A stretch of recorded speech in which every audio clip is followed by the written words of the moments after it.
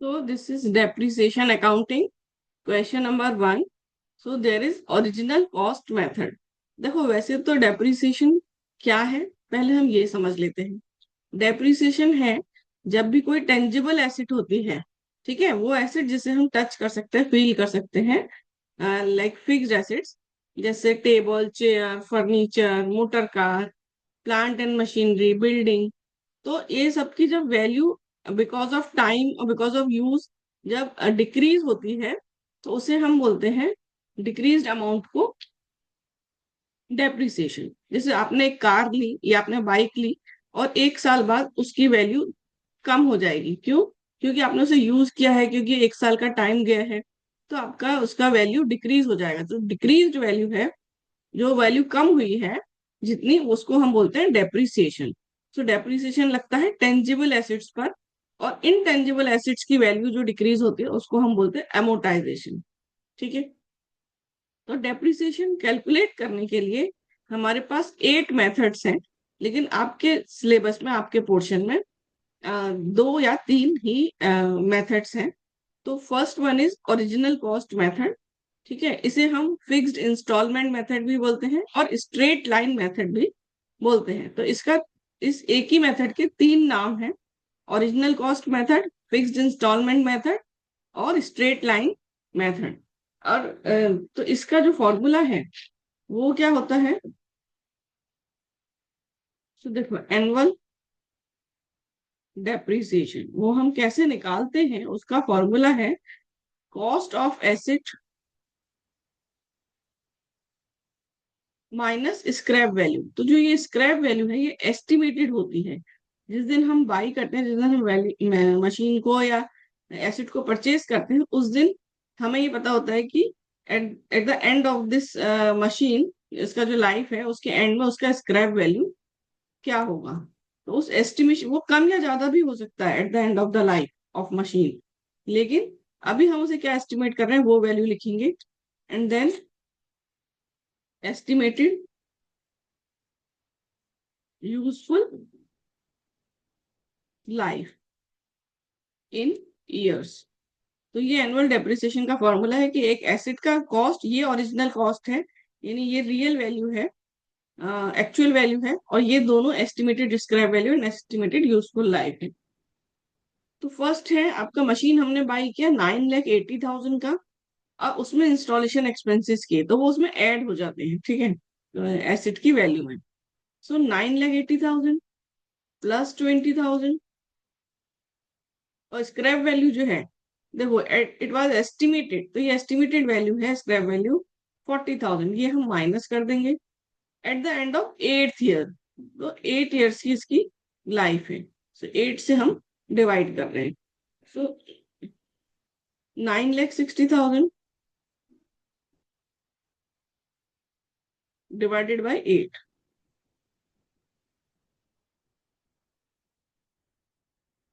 1,20,000। So 1,20,000 is the annual depreciation. अब यदि हम देखें rate of depreciation, so annual depreciation divided by cost of asset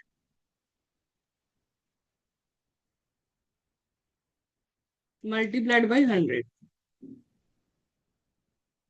So 1,20,000 divided by cost of asset is 10 lakh. 9,80,000 plus 20,000, 10 lakh into 100,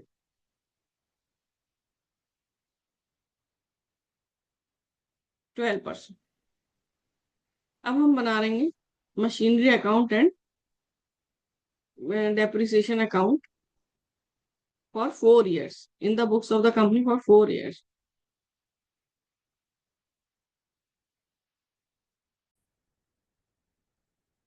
ये देखो, हमने annual depreciation का amount निकाल लिया 1,20,000, और हमने रेट ऑफ डेप्रिसिएशन भी निकाल लिया 12%। अब हम बना रहे हैं मशीन अकाउंट। देखो इसमें हमारे 6 कॉलम हैं: date, particulars, amount, date, particulars, amount. तो एक है डेबिट साइड, एक है क्रेडिट साइड। तो सबसे पहले हमने मशीन बाई किया है, देखो किस डेट पर, 1 अप्रैल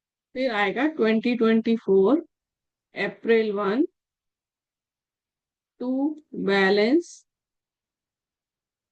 ब्रॉट डाउन 6,40,000।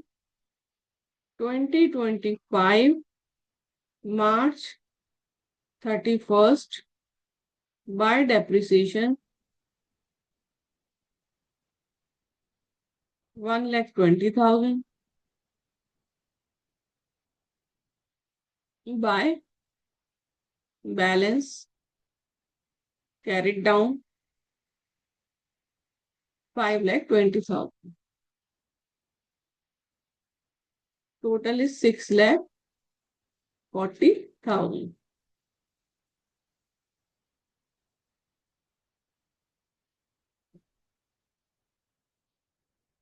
थोड़ा सा हमारा स्पेस का शॉर्टेज हो गया है।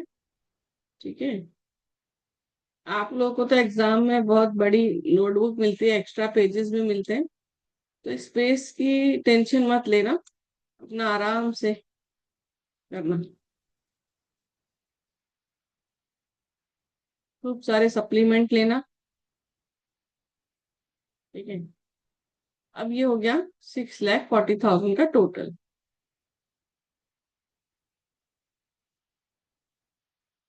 फिर नेक्स्ट ईयर आएगा 2025 April 1 to balance brought down 5,20,000। अब आप देखो, उन्होंने हमें 4 इयर्स का बनाने के लिए बोला था कि give machine account and depreciation account in the books of the company for 4 years. तो 4 इयर्स में देखो, फर्स्ट ईयर हमारा 2022, 23, 24, 25, 4 इयर्स हमारे कंप्लीट हो गए और फिफ्थ ईयर की हमने स्टार्टिंग कर दी है 5,20,000 से। अब हमें डेप्रिसिएशन अकाउंट बनाना है। तो अब देखो, मशीन अकाउंट में डेप्रिसिएशन अकाउंट लिखा है 1,20,000 2022 March 31 में। तो ये हमने लिखा बाय डेप्रिसिएशन। अब इसको हमने डेप्रिसिएशन अकाउंट में लिखेंगे टू मशीन अकाउंट 1,20,000।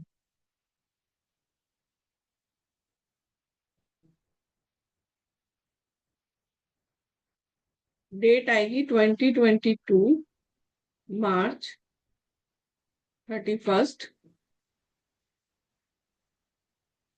फिर ये March 31 में ही हमें कहाँ ट्रांसफर करना है? Bye profit and loss account 1,20,000। इसको हम कर देंगे close.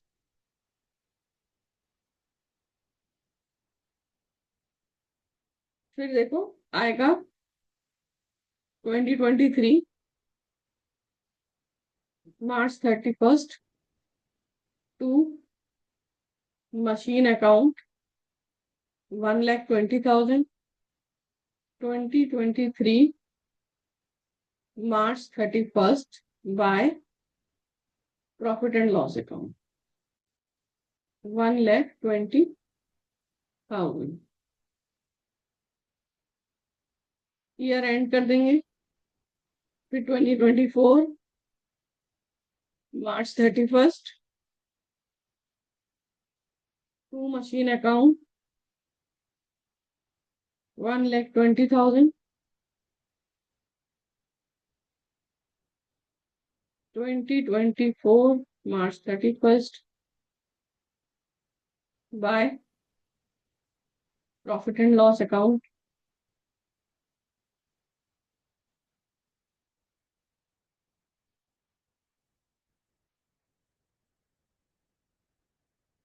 2025 March 31 to machine account 1,20,000। फिर 2025 में March 31 में हम इसे ट्रांसफर कर देंगे प्रॉफिट एंड लॉस में 1,20,000।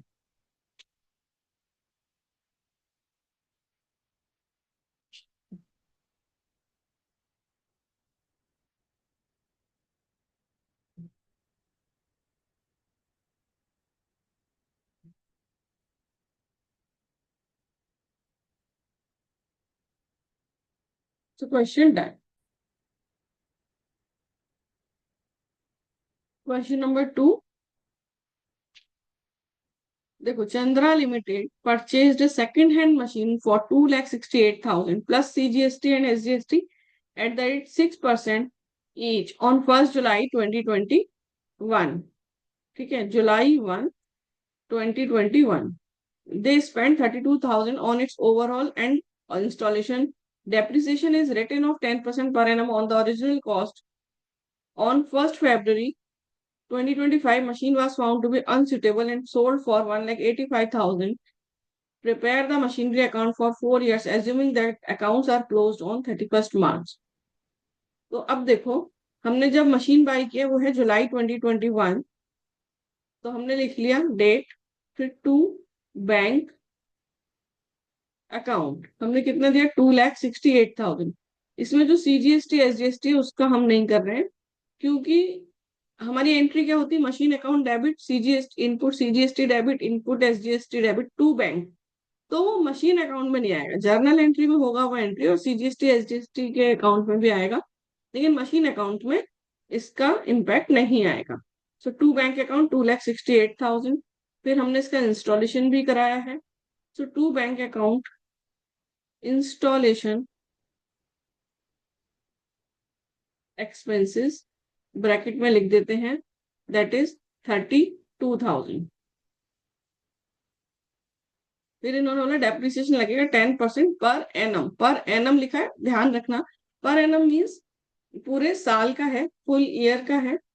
ठीक है, तो यहाँ पर हम लगाएंगे 2022 में, 2021 में बाई किया, इसका ईयर एंड आएगा 2022 मार्च 31st बाय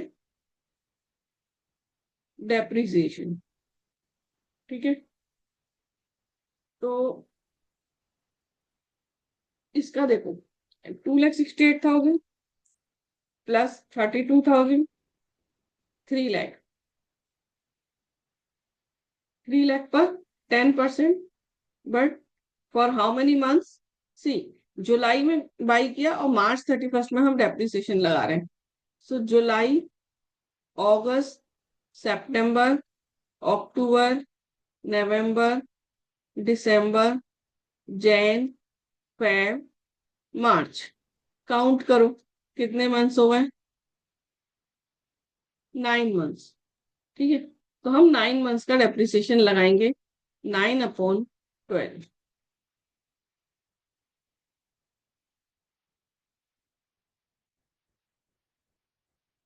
22,500। फिर डेप्रिसिएशन का इसका फिर हम बैलेंस निकाल देंगे by balance carried down. So 3 lakh minus 22,500, 277,500। तो यहाँ आ गया total 3 lakh.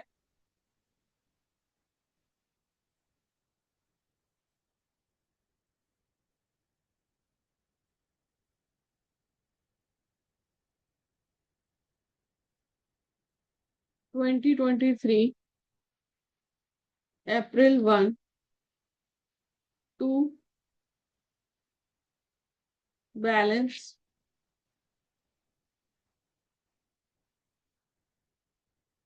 brought down 277,500। 2024 March 31st by depreciation. Depreciation original cost method पर है, सो 3 लाख पर 10%। अब आप देखो 3 लाख पर 10% फुल ईयर का आएगा, क्योंकि 2023 से 2024 हमने फुल यूज किया है। सो 30,000। फिर आ जाएगा by balance carried down 277,500 minus 30,000, 247,500।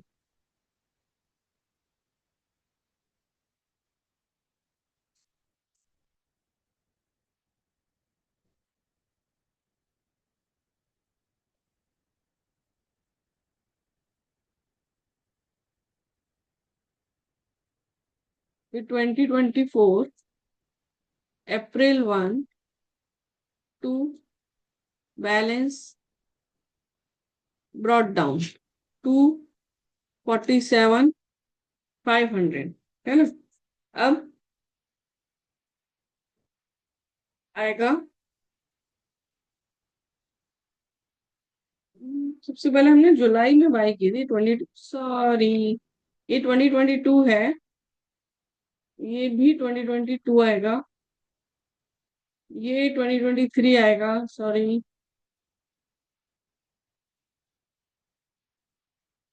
2023। अब आएगा 2024, March 31st, by depreciation 30,000, by balance carried down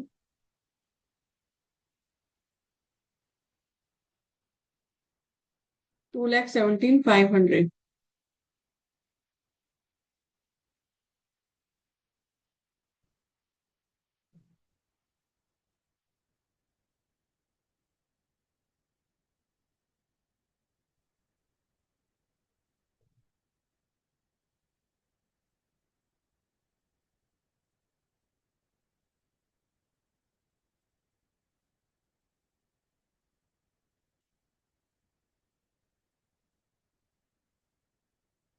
to forty seven five hundred 247,500।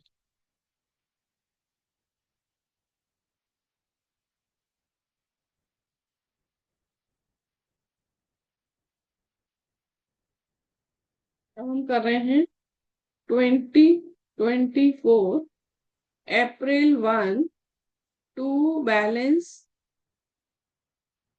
Broad down 2,17,500। इन्होंने मशीन सेल की है 1 Feb 2025। सो 2025 Feb 1 को इन्होंने मशीन सेल कर दी है by bank 1,85,000।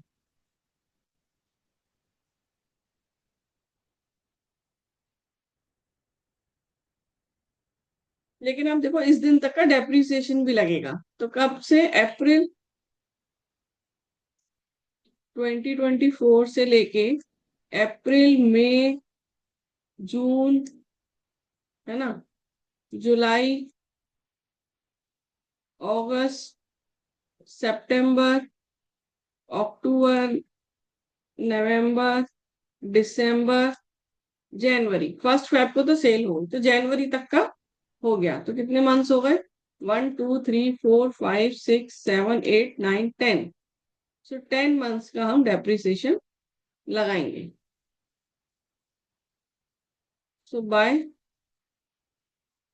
Depreciation 3 lakh, 10%, 10 months,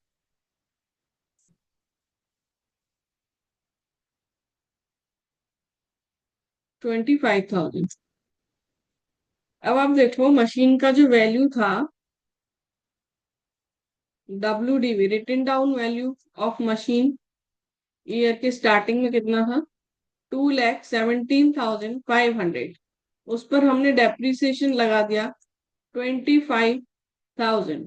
ठीक है, तो अब मशीन की वैल्यू कितना बचा, 1,92,500। उसको हमने फिर सेल कर दिया है 1,85,000 में। तो देखो हमें लॉस कितना हुआ, 192,500 का मशीन था और सेल हुआ है 1,85,000 में। सो 7,500 का हमको लॉस हो गया। तो ये यहाँ आ जाएगा loss. So by loss on sale of machine 7,500।